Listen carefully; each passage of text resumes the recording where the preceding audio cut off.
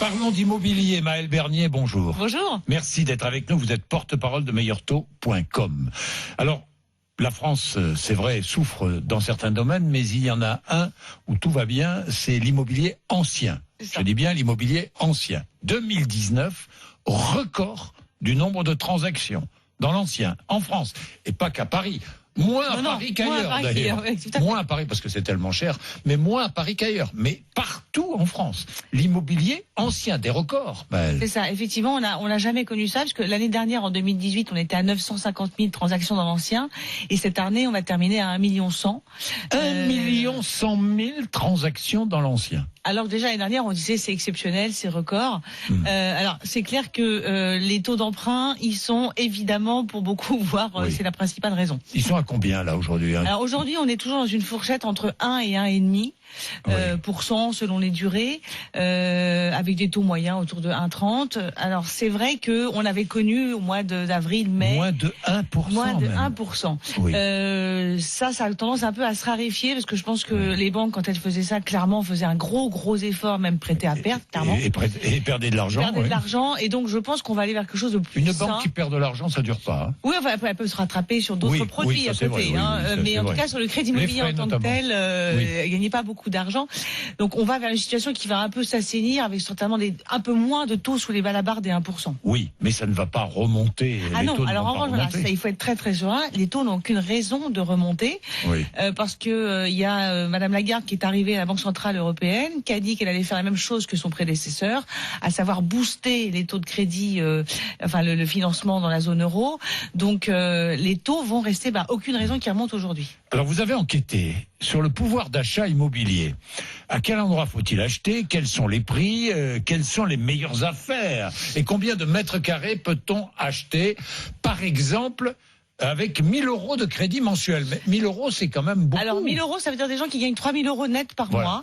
Quelqu'un qui gagne, ou un couple, qui gagne 3 000 € net par mois.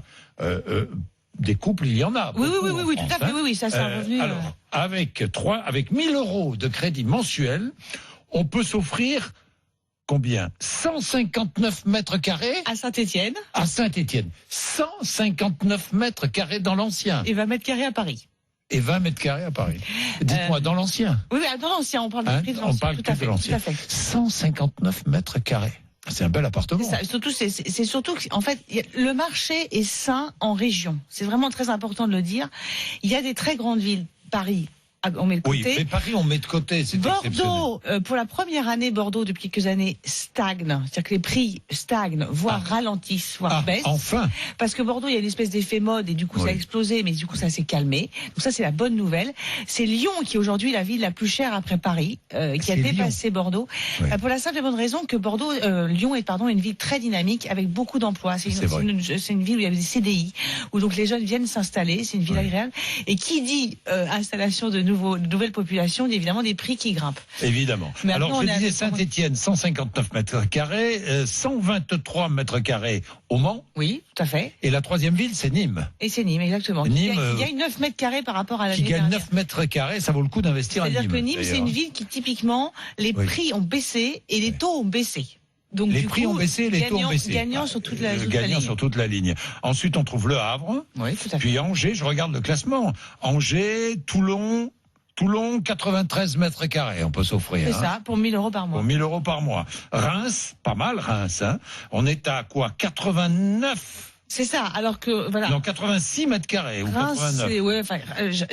Reims, Le Mans, toutes ces villas sont des villes qui sont à 1 heure de Paris. Oui. À moins d'1 heure de Paris en TGV. Alors évidemment, en ce moment, c'est un peu compliqué les transports, mais c'est la réalité. Mais même investir à Reims, celui qui veut investir à Reims. Oui, non, mais c'est. Ah bah oui, tout à fait. Il y a des gens qui, aujourd'hui, les gens qui achètent pour investir en locatif, c'est 20% des emprunts.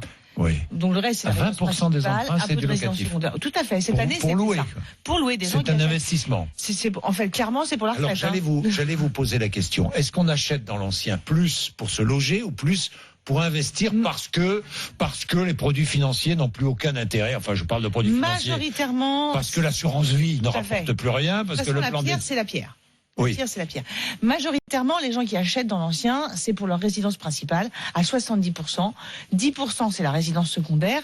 Et les 20% restants, cette année, c'est l'investissement locatif. C'est plus qu'avant? C'est plus qu'avant. L'année dernière, on était autour de 16, l'année d'avant autour de 15. Donc on a vraiment un investissement locatif qui a également été boosté plus les par prix les sont taux très bas. plus des Français peuvent acheter pour investir, pour louer. Et puis il y a la notion clairement de retraite. Clairement, quelqu'un qui se dit aujourd'hui j'achète un petit appart, dans 20 ans j'aurai 500 ou 600 euros en plus qui arrivera dans ma poche, quoi. Évidemment, évidemment. Lille, on peut acheter avec 1 000 euros 68 mètres carrés. Très intéressant Lille, parce que Lille c'est une ville qui est quand même très grande, très dynamique et très proche de Paris aussi. Ensuite, je regarde le classement. Toulouse, 64 mètres carrés. Strasbourg, Rennes, Nantes. Rennes et Nantes. Rennes, il y a un rattrapage. Rennes, c'est un peu l'effet mode, un peu LGV, un peu comme Bordeaux il y a quelques années. Et puis Rennes était une ville pas chère par rapport à Nantes, enfin moins chère que Nantes, alors qu'elles sont quand même pas très loin. Ouais. Donc il y a un rattrapage sur Rennes. Ça veut pas dire que ça va exploser l'année prochaine non plus. Hein. Oui, et Lyon, 43 mètres carrés, alors qu'à Saint-Étienne, on peut s'offrir 159 mètres carrés. C'est des villes pas très loin. Non mais vous imaginez à 42 kilomètres de différence. Tout à fait. Et Paris, 20 mètres carrés. Alors, n'en parlons même pas. Paris, c'est hors compétition. Merci beaucoup. Merci beaucoup. Merci, c'est passionnant. Maëlle Bernier qui était avec nous. Meilleurtaux.com.